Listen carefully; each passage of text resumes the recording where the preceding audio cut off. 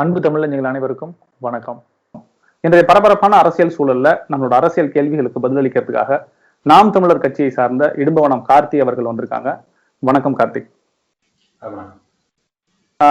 கார்த்திக், தேர்தல் முடிஞ்சு நாம் தமிழர் கட்சி 7% வாக்கு வாங்கியிருக்குது. இது ஒரு நல்ல எண்ணிக்கை தான். தேர்தலுக்கு அப்புறம் பாத்தீங்க அப்படின்னாக்க அதிகப்படியான விமர்சனம் இந்த 7% வாக்கை பத்தி இருக்குது. இந்த வாக்கு வீண், இல்ல சீமான் அண்ணன் யாரும் கூட்டணி வைக்கணும் அப்படின்னு சொல்லி அதிகப்படியான விமர்சனங்கள் எழுது. இந்த விமர்சனங்கள் எப்படி பாக்குறீங்க? இல்ல, வாக்குகள் வீணாயிடுச்சுங்கிற இந்த வாதமே ரொம்ப அபத்தமான ஒண்ணு. ஏன்னா ஜனநாயகத்துல தான் நம்புகிற தத்துவத்துக்கு, தான் நம்புகிற கட்சிக்கு, தான் நம்புகிற வேட்பாளருக்கு வாக்கு செலுத்துவதற்கு எல்லாருக்கும் உரிமை இருக்கு. அப்படி இருக்கிறப்ப இந்த வாக்குகளை பிரிக்கிறாங்க, இல்ல வாக்கு வீணா போச்சு, இதெல்லாம் ஒரு அபத்தமான வாதம். இப்ப இந்தியாவில ஜெர்மனியில் இருப்பது போல அந்த விகிதாச்சார படையற்ற முறை இல்லை. இருந்திருந்தா தமிழ்நாட்டுல நாம் தமிழர் கட்சிக்கு 15 சட்டமன்ற உறுப்பினர் வச்சிருப்பாங்க. அப்ப இது நமது பிழை இல்லை. இந்த இடத்துல நாம் தமிழர் கட்சி விழுந்த வாக்குங்களை தாண்டி அது ஒரு நம்பிக்கை துளிகள், என்ன சொல்றது, வெற்றி தோல்விக்கு அப்பாற்பட்டு, இந்த லாப நட்ட கணக்குகளுக்கு அப்பாற்பட்டு, வாக்கு காசற இந்த அரசுக்கு அப்பாற்பட்டு, தத்துவத்திற்காக, மாற்று அரசுக்காக, எளிய மக்களின் நம்பிக்கைக்காக விழுந்த வாக்களை தான் பார்க்கணும். ஏன்னா அரசியல்களை பொறுத்த வரைக்கும் பணம் தான் பிரதான காரணி. பணம் இல்லாதவங்க அரசு செய்ய முடியாது. பணம் லட்சக்கணக்கா கோடி கணக்கா கொட்டி இறைச்சாதான் இந்த அரசியல்ல நம்ம நிலைக்க முடியுங்கிற நிலை இருக்குது. அப்ப அந்த சூழல்ல ஏழை எளிய பஞ்ச பராதிகளின் பிள்ளைகள், நாங்க அடித்தட்டு உழைக்கும் மக்கள், அன்றாட காட்சிகள், தினக்குடிகள், வேளாண் குடிமக்கள் வீட்டு பிள்ளைகள், நெசவாளர் வீட்டு பிள்ளைகள், இப்படி எளிய பொன்பலத்தில் வந்த பிள்ளைகள் எல்லாம் நாங்க ஒரு அரசியல் பெரியக்கமாக மாறுறோம். அப்படி அரசியல் பெரியக்கமாக மாறி நாங்க தேர்தல் களத்தை பங்காற்றுறோம். நாம் தமிழர் கட்சியை பொறுத்த வரைக்கும் 234 வேட்பாளர்ல மிஞ்சி போனா ஒரு 5 பேர் 6 பேருக்கு தான் சொந்தமா வாகனம் இருக்கும். இப்ப எல்லாருமே சொந்தமா அந்த கார் போன்ற வாகனம் கிடையாது. பெரிய அளவுல பொருளாதாரம் கிடையாது. 33 லட்சம் செலவு பண்ணலாம்னு தேர்தல் ஆணையம் விதி வச்சிருக்கு. ஆனா அந்த வேட்பாளரோட சொத்து மதிப்பே பார்த்தா 30 லட்சம் வராது, 3 லட்சம் கூட வராது. அந்த அளவுக்கு எல்லாம் இருக்கிறாங்க. அப்ப அந்த சூழல்ல நாம மக்களோட நம்பிக்கையை பெற்று, 30 லட்சம் மக்களின் நம்பிக்கையை பெற்று வாக்குகளை பெற்றிருக்கோம். இது ஒரு ஆரோக்கியமான ஒரு முன்னகர்வை நாங்க பார்க்கிறோம். ஏன்னா 2016 வெற்றி பெறல 1 விழுக்காடு வாக்குல பெற்றோம். 2019 வெற்றி பெறல 4 விழுக்காடு வாக்குல பெற்றோம். 2021 வெற்றி பெறலாம் கூட நாங்க 30 லட்சம் வாக்குல பெற்றோம். அப்ப தோல்வியை கடந்து நாம் தமிழர் கட்சி வளர்ந்து வருது. இந்திய தேர்தல் அரசியல் களத்துல குறிப்பா தமிழ்நாட்டை பொறுத்த வரைக்கும் தோல்வி அடைந்த ஒரு கட்சி திரும்ப வளராது, அதோட முடிஞ்சு போயிடும். ஆனா தோல்வி அடைந்த ஒரு கட்சி, அதுவும் அதிகாரத்துல அமராத ஒரு கட்சி திரும்ப வளர்ந்து கொண்டிருக்கு. எந்தவித பின்புலம் இல்லாம மக்களின் நம்பிக்கையை பெற்று பெருவாரியான இளைஞர்களின் ஆதரவை பெற்று வளர்ந்து வருதுன்னா இது ஆரோக்கியமான தொடக்கம் தான். ஏன்னா நீங்க தொடர்ச்சியா நாங்க வளர்ந்துகிட்டு வரோம் அப்படின்னு சொல்றீங்க. தொடர்ச்சியான விவாதங்களை பார்க்கும்பொழுது இந்த வளர்ச்சி அவர்களுக்கு ஒரு பயத்தை ஏற்படுத்தியிருக்கு அப்படின்னு சொல்லலாமா? நிச்சயமா. அது கட்சி முதல்ல இருந்தே கட்சியை பொறுத்த வரைக்கும் அவங்க என்ன சொல்றாங்கன்னா, BJP B team, AIADMK B team, நீ தேர்தலில் பங்காற்ற, நானும் தேர்தலில் பங்காற்றுறேன். அப்படி இருக்கப்ப உன்னோட தத்துவங்கள், கொள்கைகள், கடந்த காலத்தில் செஞ்ச முன்னெடுப்புகள், செயல்பாடுகள், இதை சொல்லி வாங்கிருக்கணும். நாங்களும் அதை எப்படி செய்யறோம்? நாங்க தத்துவத்தை சொல்றோம், கோட்பாடு சொல்றோம், நாங்க வந்தா என்ன செய்ய போறோங்க சொல்றோம். அது இல்லாம ஒருத்தவங்க எதிர்த்து போட்டிடுறாங்க என்பதனாலேயே அவங்க பி டீம், அவங்கள காசு கொடுத்து ஏற்கிறாங்க, இது போன்ற அபத்தமான வாதங்களை வச்சு, ஏன்னா திமுக பொறுத்த வரைக்கும் களங்கம் இல்லாத, ஒரு கரை இல்லாத கரங்கள் இல்லை. அவங்க காலங்காலமா ஊழல்ல, லஞ்சத்துல, லாவணியத்துல, அத்தனை அநீதிகளையும் பங்காற்றியவங்க தான் அவங்க. அதனால அவங்களுக்கு மாற்றுன்னு அரசியல் பேசினா பிடிக்காது. அந்த மாற்றுக்கிற பேசுற அரசியலை ஒழிக்கணும்னு நினைக்கிறாங்க. அதுக்கு நம்மளை கலங்கப்படுத்தணும், நம்மளை உள்நோக்கம் கற்பிக்கணும், நம்மளோட படி சுமத்தணும் நினைக்கிறாங்க. அது தொடக்கத்துல படி சுமத்தி வந்தாங்க. அதே கடந்து நாம் தமிழர் கட்சி வாக்களை பொறுத்து, நாம் தமிழர் கட்சி வளர்ச்சி அடையுது, செல்வாக்க பொறுத்துங்கிறப்ப அவங்களுக்கு தாங்க முடியாம இருக்கு. இன்னும் சொல்ல போனா நாம் தமிழர் கட்சி ஆட்சி அதிகாரத்தை அமராம இருக்கலாம். ஆனா நாம் தமிழர் கட்சியோட அரசியல் ஆட்சி அதிகாரத்தை எப்போதே அமர்ந்துருச்சு. நாம் தமிழர் கட்சியோட தாக்கம், அதோட அந்த அதிர்வுகள் எல்லா கட்சியிலும் இருக்கு. இன்னைக்கு தமிழ்நாட்டை பொறுத்த வரைக்கும் தமிழர் பேசாது, அரசியல் செய்ய முடியாத நிலையை நாம் தமிழர் கட்சி உருவாக்கி விட்டுருச்சு. அப்ப அதுக்கெல்லாம், இந்த அழுத்தங்களுக்கெல்லாம், நிர்பந்தங்களுக்கெல்லாம் அவங்க இசைந்து கொடுக்க வேண்டிய தேவை இருக்கு. அதுக்கு நாம் தமிழர் கட்சியை கடங்கப்படுத்த நினைக்கிறாங்க. நாம் தமிழர் கட்சி எழுப்புற தார்மீகமான கேள்விகளுக்கு பதில் சொல்ல முடியாம அவங்க மட்டும் யோக்கியமா, அவங்க சரியா என்பது போன்ற வாதங்களை வச்சு அபத்தமான, உண்மைக்கு புறமான கட்டுக்கதைகளை கட்டவிழ்த்து வர்றாங்க. நாம இதையும் கடந்து நாம வெல்வோம், நம்ம கட்சியை வெல்லுங்கிறத எங்களோட நிலைப்பாடு. அதனால இதுக்காக கவலைப்படாம நாங்க சமரசம் இல்லாம தொடர்ந்து பணி செய்வோம். கட்டாயம் கார்த்திக். தமிழர்களுடைய நீண்ட நாள் கோரிக்கை அப்படிங்கிறது எழுவர் விடுதலை. பொதுவா மக்கள் கிட்ட என்ன சிந்தனை இருந்துச்சு அப்படின்னாக்க, திமுக ஆட்சி அதிகாரங்கள்ல இருக்கும் பொழுது எழுவர் விடுதலை பத்தி பேசவே மாட்டாங்க, எதிர்கட்சியா இருக்கும்போது அதிகமா பேசுவாங்க அப்படிங்கிறது மக்கள் எண்ண ஓட்டத்தில் இருந்த ஒரு விஷயம். இந்த முறை அவங்க ஆட்சிக்கு வந்த உடனே இப்போ அதை பேசியிருக்கிறாங்க. முதல்வர் ஸ்டாலின் அவர்கள் வந்து ஜனாதிபதிக்கு கடிதம் எழுதியிருக்கிறாங்க, 70 விடுதலையை வந்து உறுதிப்படுத்தணும் அப்படின்னு சொல்லிட்டு அதிமுக கொண்டு வந்த தீர்மானத்தின் மேல கேள்வி கேட்டு கடிதம் எழுதியிருக்கிறாங்க. இதை எப்படி பாக்குறீங்க? மேம்போக்கா 19 பாக்குறப்ப ஒரு நல்ல ஒரு நிலைப்பாடு, நல்ல ஒரு முன்னகர்வுன்னு பார்க்கலாம். ஆனா உண்மை அதுவல்ல. இது முழுக்க முழுக்க ஒரு மோசடித்தனம் தான் நான் சொல்லுவேன். ஏன்னா மக்களால் தெரிவு செய்யப்பட்ட அமைச்சரவை முடிவை மக்களால் தெரிவு செய்யப்படாத ஆளுநர் வந்து தடுத்து வச்சிருக்காரு. 2 ஆண்டா தடுத்து வச்சிருக்காரு. 161 சட்டப்பிரிவை பயன்படுத்தி மாநில அரசை விடுதலை செய்யலாங்கிற வாய்ப்பை வந்து நமக்கு வழங்கப்பட்டிருக்கு. இப்ப நான் இந்த இடத்துல செய்ய வேண்டியது வந்து மறுபடியும் தீர்மானம் நிறைவேற்றி ஆளுநருக்கு அழுத்தம் கொடுத்து விடுதலை பெற வேண்டிய வாய்ப்பை தான் பண்ண வேண்டிய ஜனாதிபதி கடிதம் எழுதுங்கிறது அபத்தமான ஒண்ணு. ஏன்னா ஆளுநரை பொறுத்த வரைக்கும் மத்திய உள்துறை அமைச்சகத்தோட கைப்பாவையா இருக்காரு. அவருக்கு இந்த 70 விடுதலைங்கிறது உடன்பாடா இல்லை. தருமபுரி பேருந்து அந்த மாணவர்கள் எரிப்பு வழக்கில் தொடர்புடையவங்களை விடுதலை பண்ண உத்தரவு போட்ட கையெழுத்திட்டு ஒப்புதல் கொடுத்த ஆளுநர் அவர்கள் வந்து இதுல வந்து ஒப்புதல் தர மறுக்கிறார். தொடக்கத்தை என்ன காரணம்னா அந்த ராஜீவ்காந்தியோட இறந்து போன அந்த குடும்பத்தினரோட அந்த வழக்கிற்கு அவங்க விடுதலை பெறதா இவங்க விடுதலை பெறதா விரும்பல, அந்த வழக்கு முடியட்டும் பார்க்கலாம்னாரு. அப்ப அந்த வழக்கு ஒண்ணும் இல்லை அப்படின்னு ஆயிப்போச்சு. இந்தியாவில எந்த வழக்குமே இல்லாம பாதிக்கப்பட்ட குடும்பத்தினர் விரும்பலங்கிற காரணமா காட்டி ஒரு வழக்குல வந்து விடுதலை பண்றதா தள்ளி வச்சாங்க. திரும்ப கொஞ்ச நாள் கழிச்சு என்ன சொன்னாங்கன்னா சிபிஐயோட அந்த பல்நோக்கு MDMA இந்த பல்நோக்கு விசாரணை மையம் அந்த அந்த விசாரணை முடிவடையில, அது முடிஞ்ச பிறகு பாத்துக்கலாம்னாங்க.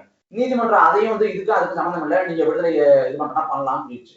அதுக்கு பிறகு என்ன பண்ண தெரியாம 2 ஆண்டு காலம் தாழ்த்துட்டு அவர் சொல்றாரு என்னிடம் அதிகாரம் இல்ல, ஜனாதிபதிக்கு அதிகாரம் இருக்கு, நான் ஜனாதிபதிக்கு இதை அனுப்பிடுறேன், அவர் முடிவெடுக்க எடுத்துக்கிறாரு. அப்ப ஜனாதிபதிக்கு அதிகாரம் இருக்குங்கிறதே போய் மாநில அரசுக்கு அதிகாரம் இருக்குங்கிறதா நான் சொல்றாங்க. அப்ப இந்த இடத்த ஜனாதிபதிக்கு அதிகாரம் இருக்குன்னு ஆளுநர் சொல்றாருன்னா ஆளுநரோட மோசடித்தனத்தை சுட்டி காட்டி அது தவறுன்னு பேசி மாநிலத்தோட தன்னாட்சியை மாநிலத்தோட தன்னுரிமை நிலையாட்ட வேண்டியது தமிழ்நாடு அரசோட கடமை. ஆனா அதை செய்யாம அதற்கு மாறாக ஜனாதிபதி கடிதம் எழுதிட்டு நான் பேசாம இருப்பேன், என் கையில இருக்கிற பொறுப்பை கட்டி கழிச்சு நான் வந்து ஜனாதிபதி கையில கொடுத்துட்டு அவங்க பண்றதை பண்ணட்டும், என் கையில பண்றதை பண்ணிட்டுன்னு சொன்னா நியாயம் இல்லை. குறைந்தபட்சம் என்ன பண்ணலாம்னா 7 பேருக்கும் அம்மா அற்புதம் அவர்கள் வந்து 90 நாட்கள் அண்ணன் பரிவாளுக்கு விடுப்பு கேட்டாங்க.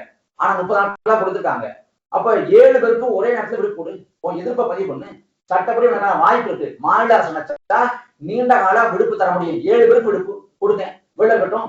அப்ப அழுத்தம் கொடுங்க, நீங்க ஆளு அழுத்தம் கொடுத்துங்க, சட்டப்பாட்டம் நடத்துங்க, எல்லாத்தையும் செய்யுங்க. அதை செய்யாம வளமை போல ஜனாதிபதி கடிதம்னா அது இருக்கு.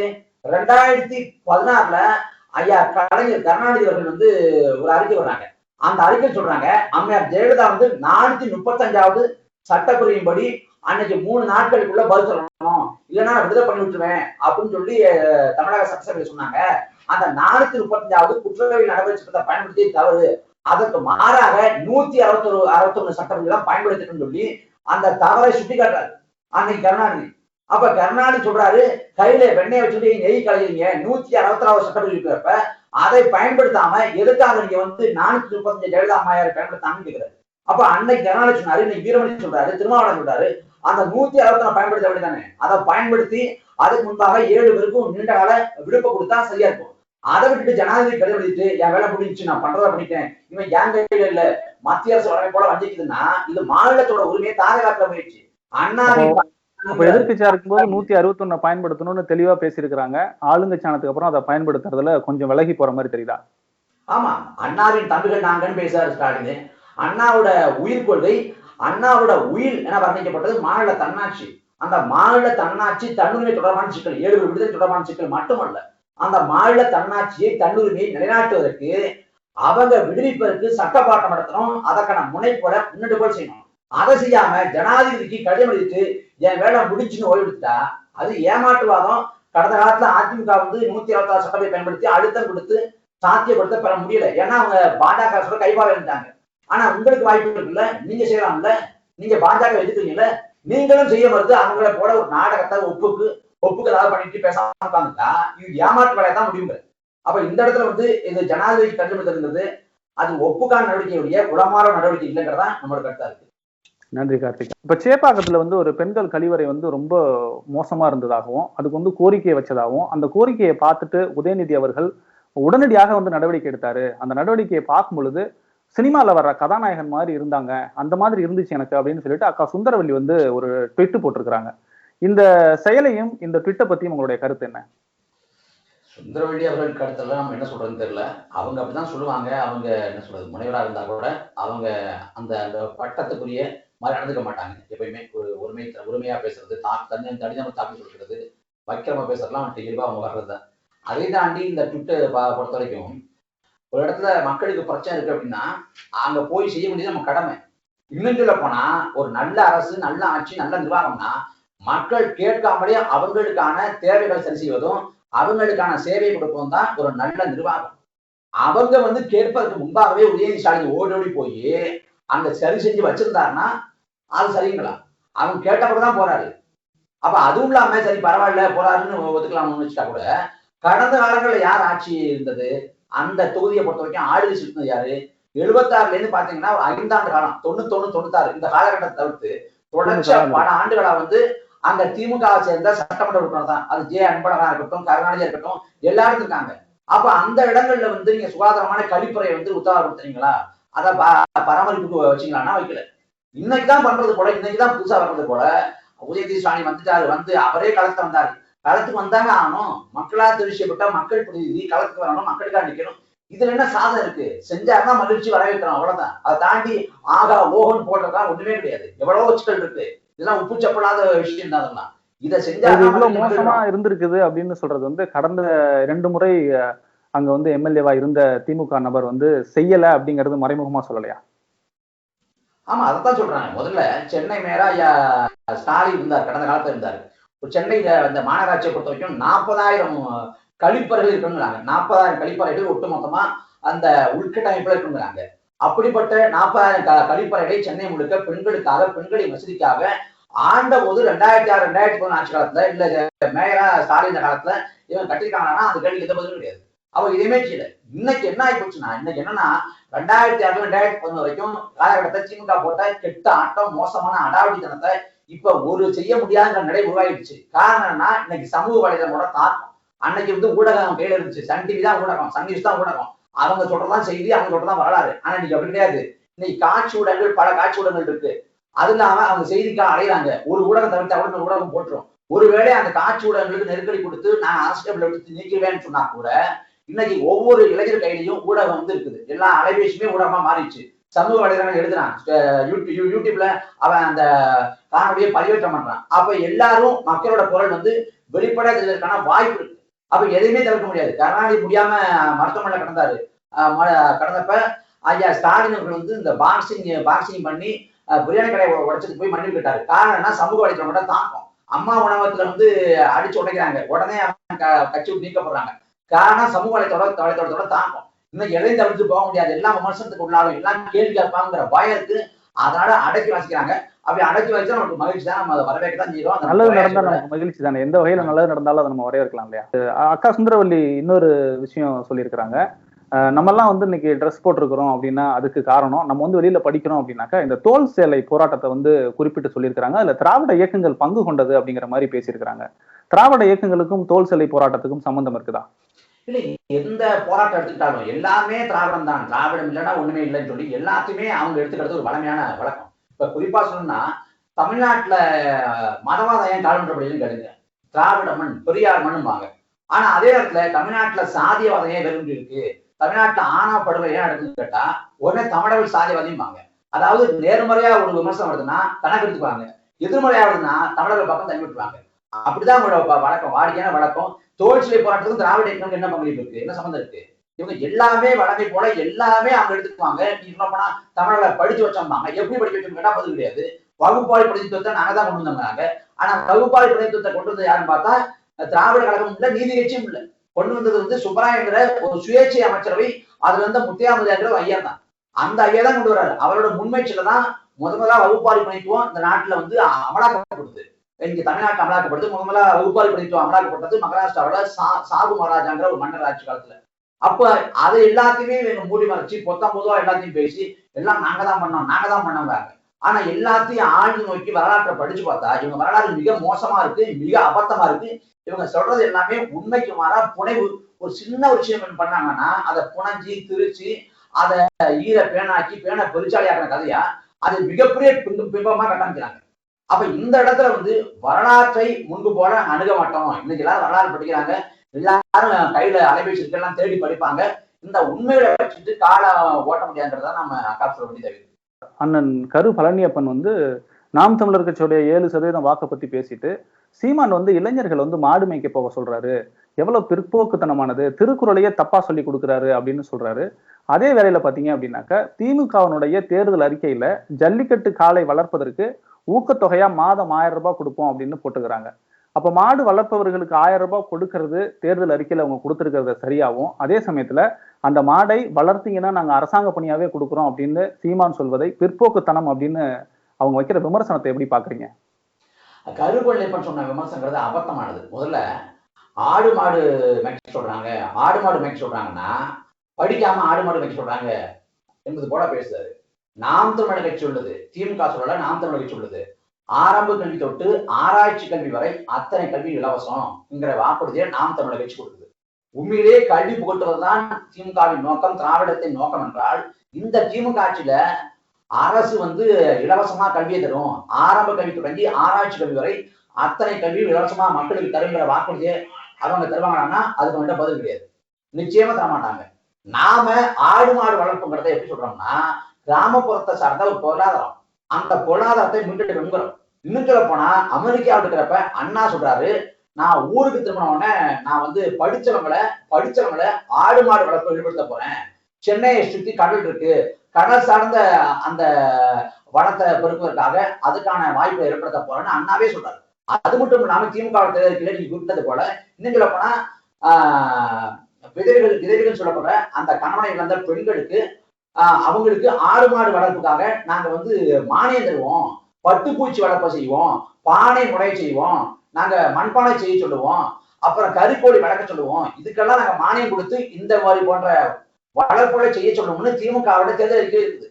நாம திருக்குறளை தவறா பயன்படுத்தல. திருக்குறள்ல மாடுங்கிறது செல்வம்ங்கிற பொருள்ல தான் பயன்படுத்தப்படுது, பொருள் தான் பயன்படுத்தப்படுது. இது நாவலர் நெடுஞ்செழியனோட எழுதின அந்த திருக்குறள் புத்தகத்தே இருக்குது. மாடல்ல மற்ற வைக்குங்கிறத மாடு அல்லங்கிறது செல்வம் அப்படின்னு நாவல் நெடுஞ்செழிய புத்தகத்தே இருக்கு. அவருக்கு வந்து ஏதாவது குறை சொல்லணும், அதுக்காக சொல்ற ஆடு மாடு மேய்க்க சொல்றாரு. ஆடு மாடு மேய்க்க சொல்றாருன்னா மாட்டுக்கறியை உண்ணுவதை எவ்வளவு இழிவா பாக்குறது எவ்வளவு பெரிய அபத்தமோ, அது எப்படி ஆரிய கூட்டம் பாக்குதோ அதே போல மாட்டை வளர்ப்பதை இழிவாங்க பாக்குறாங்க. ஆடு மாடு வளர்க்க சொல்றாங்கன்னா ஆடு மாடு வளர்ப்பு இழிவு இல்லையே, சாக்கடை ஆடுறது இழிவு கிடையாது, இங்க வந்து துப்புரவு பணி செய்யறது இழிவு கிடையாது, எந்த தொழிலும் இழிவு இல்லை. அது தொழிலை பொறுத்து அவங்க நம்ம இழிவுன்னு எப்பயுமே சொல்ல முடியாது, எந்த தொழிலும் இழிவு இல்லை. அப்படி 2 நாளைக்கு முன்னாடி ஒரு செய்தி வந்துச்சு, ஆந்திரால ஒரு இளைஞர் அமெரிக்கால இருந்து திரும்பி வந்து பால் பண்ணை வைத்து 44 கோடி ஆண்டு வருமானம் ஈட்டுறாரு அப்படின்னு. அந்த செய்திகள் எல்லாம் பார்க்கும் பொழுது இதை செய்வதில் என்ன தவறு இருக்கு அப்படின்னு தோணுது. ஆனா இந்த மாதிரியான விமர்சனங்கள் தொடர்ந்து வச்சிட்டு இருக்காங்க இல்லையா? அது என்னன்னா பொது புத்தியில இருக்கு. பொது புத்தியை பொறுத்த வரைக்கும் ஆடு மாடு மேய்க்கிறது அவமானம் அப்படின்னு இருக்கு. அந்த பொது புத்தியை தனக்கு சாதகமா பயன்படுத்திட்டு அவர் ஆடு மாடு மேய்க்க சொல்றாரு அப்படின்னு. நாம சொல்றது ஆடு மாடு வளர்ப்புங்கிறோம். ஆடு மாடு வளர்ப்பு வந்து அந்த வளர்ப்பை மேற்கொள்ள அமைப்பு சாரா தொழிலாளர்கள், அதாவது அடித்தட்டு உழைக்கும் மக்களா இருக்கக்கூடிய மாதந்தோறும் ஒரு நிரந்தரமான வருமானம் இல்லாம கிடைக்கிற வேலை செஞ்சுட்டு வருமானம் திட்டக்கூடிய அந்த அமைப்பு சாரா தொழிலாளர்கள் வந்து ஆடு மாடு வளர்ப்புக்கு உரிய பாதுகாப்பு சாதனம் கொடுத்து, உரிய உணவு கொடுத்து, உரிய அந்த ஊதியம் கொடுத்து அவங்கள அமர்த்தணுங்கிறோம். அந்த ஆடு மாடு வளர்ப்புல வரக்கூடிய அந்த பொருட்களை வந்து மதிப்பீட்டு பொருளாக மாற்றுவதற்கு படிச்சவங்க ஈடுபடுத்துவோம், அதை சந்தைப்படுத்துவோம், உள்நாட்டுல சந்தைப்படுத்துவோம், வெளிநாட்டு சந்தைப்படுத்துவோம். நம்ம கல்வி வேலைவாய்ப்பை பொறுத்த வரைக்கும் நம்ம படிச்ச இடத்த படிக்கிறோம், வேலைவாய்ப்பு இடத்த படுறோம். கிராமப்புறம் பக்கத்தே நமக்கு வேலைவாய்ப்பு இல்லை, நம்ம ஊர்ல வாழ்விடத்துக்கு பக்கத்தே வேலைவாய்ப்பு இல்லை. அந்த வேலைவாய்ப்பை நாம் எங்க வாழ்றோமோ அந்த வாழ்விடத்துக்கு அருகாமையிலே கொடுத்து விட்டால் இந்த நகரமயமாக்கல் இருக்காது, ஒரே இடத்துல மக்கள் அடர்த்தி அதிகமாகாதுன்றதை வலியுறுத்தி நாம கிராமப்புறம் சார்ந்த தொழிலை நம்ம வளர்த்தெடுப்போம்.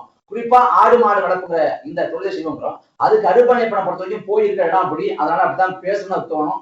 அதனால தனது நாவல்மை அப்படி பேசி காட்டுவார். அதனால நம்ம இதை வியப்பிடம்.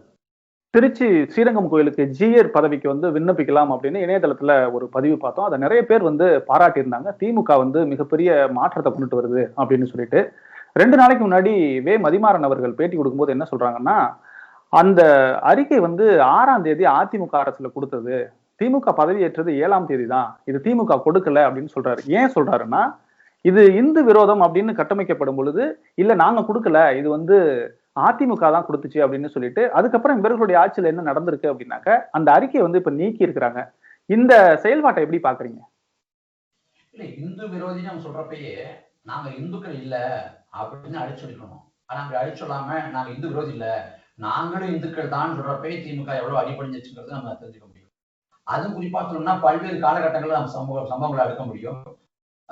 இந்துன்னா திருடன்னு ஐயா கருணாநிதி பேசினாரு. பேசின பிறகாக அவதூறு வழக்கு போட்டு நீதிமன்றத்தை நடத்தினப்ப நான் திருடன்னா மனம் கவர்ந்து திருடத்தான் சொன்னேன், மற்றபடி வேற ஒன்றும் இல்ல, மனம் கவர்ந்து திருடன் உள்ள கவர்ந்து திருடன் தான் சொன்னேன் அப்படின்னாரு. அதே போல பாத்தீங்கன்னா வைரமுத்து விவகாரத்தை எடுத்துக்கிட்டா அதுல வந்து ஆண்டாள் குறித்து வைரமுத்து பேசினப்ப கடுமையான கண்டனங்களை பதிவு பண்ணது வந்து ஹெச்ராஜா முதல் ஸ்ரீவில்லிபுத்தூர் ஜியர் வரைக்கும். அது ஜியரை பொறுத்த வரைக்கும் ஸ்ரீவில்லிபுத்தூர் ஜியர் சொன்னாரு, நாங்களாம் ஐயர்லயே ரவுடி ஐயரு, நாங்க சோடா பழம் வீசுவோம் கல் வீசுவோம்னாரு. ஹெச்ராஜா சொல்ல முடியாத ரொம்ப ஆபாசமா தனிப்பட்ட தாக்கத்துல கொச்சையா பேசினாரு. அந்த பேச்சை இப்போ வரைக்கும் நம்மளால கேட்க முடியாது. அப்ப எல்லாரும் வந்து ஆரிய கூட்டம் ஒட்டுமொத்தமா வைரமுத்துக்கு எதிராக என்ற போது திமுக யாரு பக்கம் நினைச்சு திராவிட இயக்கம் ஆதரவாளரான வைரமுத்துவ என்ன பண்ணாங்கன்னு பார்த்தா திமுக ஸ்ரீவில்லிபுத்தூர் ஜியர் பக்கம் நினைச்சு அன்னைக்கு வைரமுத்து இது போன்ற விபரீத ஆய்வுகளை நிறுத்திக் கொள்ளணும்னு அறிக்கை விட்டது திமுகவை சேர்ந்த ஜெகத்ரட்சகன். அன்னைக்கு ஸ்ரீவில்லிபுத்தூர் ஜியர் கிட்ட போய் நீங்க உண்ணாவிரத்தை நடத்திக்கீங்க, உடம்புக்கு கேடு அப்படின்னு போய் வலியுறுத்த யாருன்னு பார்த்தா ஸ்டாலின் மனைவி துர்கா ஸ்டாலின் தான். அப்ப இவங்க வந்து சமரசம் பண்ணிக்குவாங்க, இதெல்லாம் வெளிப்படையா இருக்க மாட்டாங்க. இன்னும் சொல்ல போனா நீ திமுக ஆட்சி கட்டுல அமர்ந்திருக்குது, 207 பேர் வந்து அனைத்து சாதிதரும் அர்ச்சகராகலாம்னு சொல்லி கடந்த காலத்தை திமுக போட்ட அந்த சட்டத்தின் படிதான் படிச்சுட்டு பயிற்சி விட்டு காத்திருக்காங்க. இன்னைக்கு நீதிமன்ற பல்வேறு போராட்டங்களுக்கு பிறகாக இன்னைக்கு என்ன சொல்றாங்கன்னா ஒரு தடையும் இல்ல, நீ தடையும் இல்ல, அவங்கள திரும்ப நீங்க பணியமர்த்தலாம், ஆகம விதிகளுக்கு உட்பட்டுங்கிறாங்க. அப்படி பார்த்தாலும் இந்த 207 பேரை வந்து தமிழ்ல வழக்காடுவதற்கு கோயில்கள்ல பணியமர்த்துவதற்கு எந்த பிரச்சனையும் இல்லை. அந்த 207 பேரை அதிகாரத்தை கொண்டு திமுக மறுபடியும் பணியமர்த்தமானா பணியமர்த்தாது, ஒருபோதும் பணியமர்த்த மாட்டாங்க. திமுக ஆட்சி கட்டுல அமர்ந்திருக்கு. சித்திரை 1 அல்ல தமிழ் புத்தாண்டு, தை 1 தான் தமிழ் புத்தாண்டுன்னு திமுக அறிவிக்குமானா அறிவிக்க மாட்டாங்க. வெளிப்புற தோற்றத்துக்கு பாஜக எதிர்ப்புங்கிற ஒண்ண பேசி பாஜகவோட கொடுமையை பேசி நாங்க அதை விட ஒப்புறப்ப பரவாயில்லன்னு பேசி நாங்க நல்லவங்களா காட்டிப்பாங்க ஒழிய மற்றபடி பாஜகவோட சித்தாந்தங்களை அவங்களோட கோட்பாடுகளை இவங்க எதிர்க்க மாட்டாங்க, சமரசம் அடைஞ்சாங்கிறத நம்ம பல இடங்கள்ல பார்க்கலாம். அந்த வகையில இது சமரசம் அடைஞ்சது வந்து பெரிய வியப்புக்கெல்லாம் நமக்கு இடம் இல்லை, அது வளமையா அவங்க பண்றத. அப்போ அதிமுக வந்து இந்த ஜிஆர் தேர்வுல எடுத்த முடிவை திமுகவால வந்து தொடர முடியல, இது கிட்டத்தட்ட ஒரு தோல்வி மாதிரி அப்படின்னு பார்க்கலாமா? அதிமுகவையும் நம்ம வந்து என்ன சொல்றது, அவங்க அம்பலப்பட்டு நிக்கிறாங்க, நிர்வாணமா நிக்கிறாங்க, இவங்க கொஞ்சம் மறைச்சிட்டு நிக்கிறாங்க. அவ்வளவுதான் திமுகவுக்கும் அதிமுகவுக்கும் வேறுபாடு உடைய, மற்றபடி 2 பேருக்கும் ஒன்றும் இது இல்லை. மற்றபடி இந்த ஆரியத்தை எதிர்க்கணும்னோ இல்ல நம்ம சமரசம் மற்றும் இந்துத்துவாவை சண்டை போட்டு வீழ்த்தணும்னோ அவள் நோக்கம் கிடையாது. அந்தந்த கால சூழல்ல ஒரு அரசியல் நிர்பந்தம் நெருக்கடி வந்தா அந்த கால சூழலுக்காக செல்வாக்குக்காக வாக்குக்காக சொல்ல செய்வாங்க ஒழிய உளப்பூர்வமா எதுவும் செய்ய மாட்டாங்கிறதான் இதார்த்தம். அந்த வகையில திமுகவுக்கும் அதிமுகவுக்கும் பெரிய வேறுபாடுன்னு நான் காணுறேன். நம்ம நிதியமைச்சர் பிடிஆர் பழனிவேல் தியாகராஜன் வந்து இந்த ஈசா மையத்தை குறித்து நிறைய பேசிக்கிட்டு இருந்தாங்க, நிறைய எதிர்ப்பு தெரிவிச்சாங்க. அது போயிட்டே இருந்துச்சு, இது வந்து அரசுடைமையாக்கப்படும் இல்ல வந்து விசாரணை நடத்தப்படும் அப்படிங்கிற மாதிரி இருந்துச்சு. இப்போ ஒரு அறிக்கை கொடுத்துருக்காங்க. அதுல என்ன சொல்லியிருக்காங்கன்னா, அடுத்த நிகழ்வு அல்லது செய்தி வரும் வரை நான் ஈசா மையத்தை பத்தி பேச போறதில்லை அப்படின்னு அவங்க சொல்லியிருக்கிறாங்க. எதனால இந்த மாதிரி பேச போறதில்லை அப்படின்னு அமைதியா இருக்க போறேன் அப்படின்னு சொன்னதுக்கு பின்னாடி என்ன இருக்கும்? மறைமுகமாக எழுதப்பட்ட என்ன சொல்றது, ஒரு புரிந்துணர்வு ஒப்பந்தம் இருக்கலாம். திமுகவோட வலிமையான நடவடிக்கை தானே இது. ஸ்டெர்லைட் ஆலையை எக்காரணம் முன்னதற்கு அனுமதிக்க மாட்டோம், ஒருபோதும் அனுமதிக்க முடியாது, ஸ்டோலினோட ஆன்மா மன்னிக்காதுன்னு பேசின திமுக சுவாச காற்று உற்பத்திக்காக கூட திறக்கக்கூடாதுன்னு சொன்ன கனிமொழி 3 நாள்ல நிலைப்பாட்டை மாத்திக்கிட்டு அனைத்து கட்சி கூட்டத்துல அதிமுக சேர்ந்து அந்த ஸ்டெர்லைட் ஆலையை திறக்கலாம்னாங்க. அதே போல இதுலயும் ஏதாவது மறைமுகமாக நடக்கக்கூடிய வலிமையான நிகழ்வுகள் இருக்கும். அதனால அந்த வியப்புக்கெல்லாம் இடம் இல்லை. இன்னும் சொல்ல போனா யானைகள் வழித்தடத்தை ஆக்கிரமிச்சுதான் அவர் வந்து இந்த கோயில் கட்டியிருக்காரு, அங்க ஆசிரமம் கட்டிருக்காரு எல்லாருக்கும் தெரியும். அது சட்டப்பூர்வமாவும் நிரூபிக்க முடியும். இப்ப திமுக ஆட்சி கட்டில இருக்குது, முடிஞ்சா வந்து அதை வந்து நீங்க அந்த அபகரிப்பை வந்து கண்டிச்சு சட்டப்படி என்ன நடவடிக்கை எடுக்க முடியுமோ அதை எடுக்கட்டுமே. எடுக்குமா திமுக? ஒருபோதும் எடுக்க போறதே இல்லை. அவங்க ஒப்புக்கு பேசுவாங்க, உடமாறதையும் செய்ய மாட்டாங்க. இப்ப 7% வாக்கு எடுத்திருக்கிறீங்க. இப்ப அடுத்தது வந்து 2024, 26 இந்த தேர்தலை நோக்கி உங்களுடைய திட்டம் என்ன? அடுத்தது எப்படி இதை அதிகப்படுத்துறதுக்கான இந்த அவதூறுகளுக்கு இடையில், ஏன்னா வந்து பாஜக பி டீம் அப்படின்னு ஒரு குற்றச்சாட்டு வைக்கிறதா சொல்லியிருக்கிறீங்க, நிறையவே அது மாதிரி பேசப்படுது. இதையெல்லாம் தாண்டி வளர்ச்சியை நோக்கி என்ன திட்டங்கள் வச்சிருக்கீங்க அடுத்து? பெரிய அளவுல திட்டம் சொல்றதுக்கெல்லாம் ஒண்ணும் இல்லை, எளிமையா சொல்லி முடிச்சிடலாம். நாம் தமிழர் கட்சி அறிவிக்கப்படாத எதிர்கட்சியாக செயல்படும். சட்டமன்றத்துக்கு போக முடியலனா கூட மக்கள் மன்றத்துல தொடர்ச்சியா நாங்க நிற்போம், போராடுவோம், மக்களுக்காக பேசுவோம், மக்களை அரசியல்படுத்துவோம், மக்களுக்கு ஒரு பிரச்சனைனா ஓடோடி குரல் கொடுப்போம், அரசின் தவறுகளை சுட்டி காட்டுவோம், அரசு நல்லது செஞ்சா நாங்க வரவேற்போம், மகிழ்ச்சி அடைவோம். அதனால மக்களுக்கான நாம் தமிழர் கட்சியின் போராட்டம், மக்களுக்கான நாம் தமிழர் கட்சியின் கள செயல்பாடுகள் தொடர்ந்து எடுத்துக்கிட்டே இருக்கும். 2024 தனிச்சு தான் போட்டி, 2026 தனிச்சு போட்டி. நாம் தமிழர் கட்சிக்கான தேவை, ஒரு மாற்று அரசியலுக்கான தேவை வந்து வலிமையாக என்ன உணர்த்துவோம். ஏன்னா நாங்க வந்து தற்காலிக தோல்விகளுக்காக நிரந்தரமான எங்கள் நம்பகத்தன்மை இழக்க தேவையில்லை. அதனால நாங்க சமரசம்லாம் இருப்போம். மற்ற மாற்றும் பேசிய அன்புமணியா இருக்கட்டும், கமலஹாசனா இருக்கட்டும், விஜயகாந்தா இருக்கட்டும், இன்னும் பிற ஆட்களா இருக்கட்டும், அவங்க எல்லாமே ஒரு சில தோல்விகளை தாங்க முடியாம, தாக்கு பிடிக்க முடியாம திமுக பக்கம், அதிமுக பக்கம், திராவிட கட்சிகள் பக்கம், இல்ல அரசியல்ல ஒண்ணு இல்லாம அப்படியே விலக்கி ஒதுக்கி போயிட்டாங்க. அந்த தவறுகளை நம்ம செய்ய மாட்டோம். எத்தனை தோல்விகள் வந்தாலும் நாம நம்பகத்தன்மையை தக்க வச்சு திரும்ப திரும்ப அதே வழியில பயணப்படுவோம். அது வந்து எங்களுக்கு வெற்றியை தருங்கிற ஒரு அசாத்தியமான நம்பிக்கை இருக்கு. அதனால மக்கள் களத்துல மக்களுக்காக போராடுவோம். 2024, 2026 அந்த தேர்தல் களங்களை முழுமையாக எங்கள் வசமாக்குங்கிறதான் எங்களோட நிலைப்பாடு. நன்றி கார்த்திக். உங்களுடைய பரபரப்பான இந்த நேரத்துல எங்களுக்கு வந்து கேள்விகளுக்கு பதிலளிச்சு ஒரு மிகப்பெரிய விளக்கத்தை கொடுத்து மக்களுக்கு தெளிவை ஏற்படுத்தினதுக்கு மிக்க நன்றி. உங்களுடைய நோக்கம் நிறைவேற வாழ்த்துக்கள். நன்றி.